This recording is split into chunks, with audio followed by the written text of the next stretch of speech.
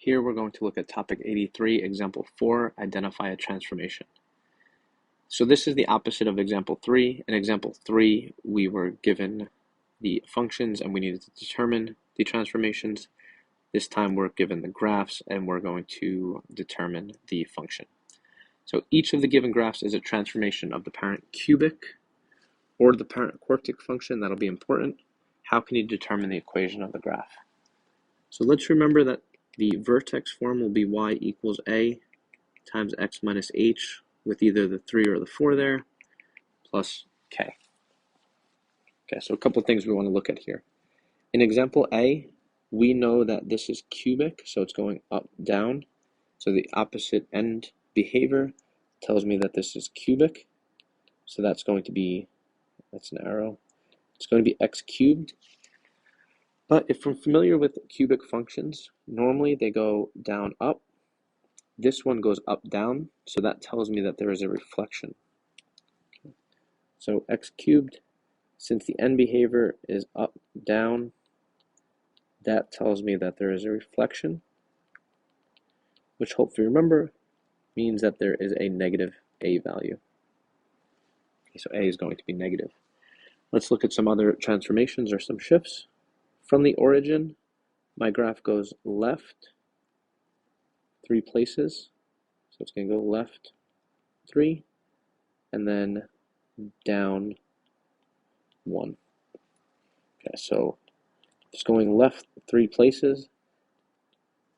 That tells me that there is an h value of negative 3. And if it goes down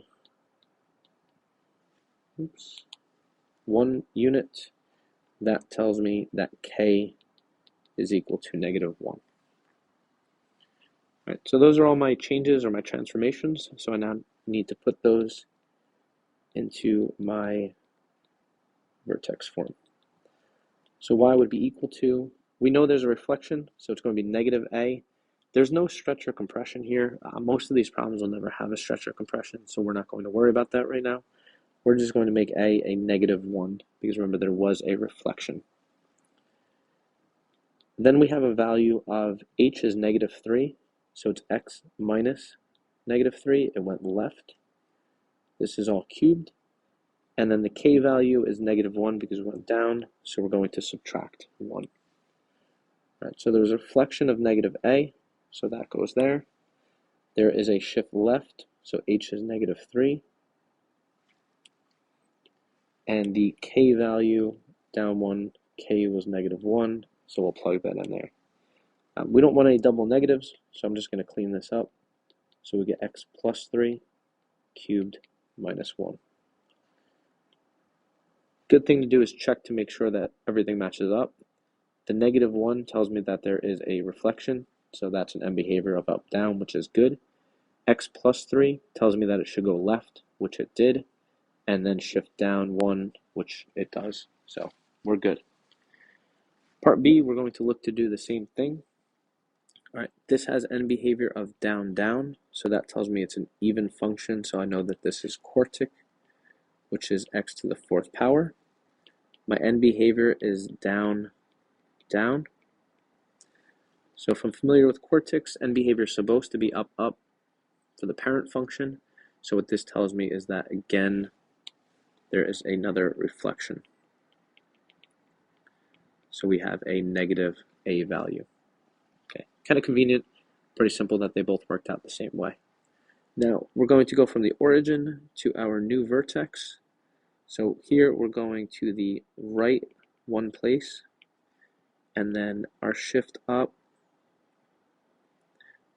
is up 5. Okay, so we're going right 1, which means h is equal to 1, and we're going up 5, which tells me that k is equal to 5. So take our vertex form, a x minus h. Make sure this one's to the 4th power plus k, and let's plug our numbers in. So the reflection is my a value, right? There's a reflection, so that's negative a.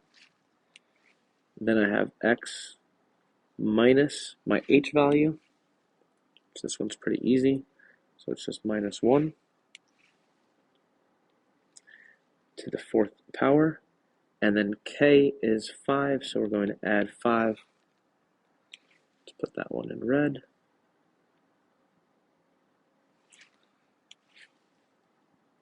There's nothing I need to change there. There's no double negatives, so we can stop. And we have our function. So when you're solving these, really, again, there's usually not going to be a stretch or compression. Those are kind of more detailed problems that we're not going to worry about at the moment. But what we're looking for is whether there is or is not a reflection, and then whether it shifts left or right, up or down. Okay, so if you plug those in, take your time with them. Again, like I mentioned in the previous video, you just have to be extra careful with your H values. Outside of that, A and K should be pretty simple.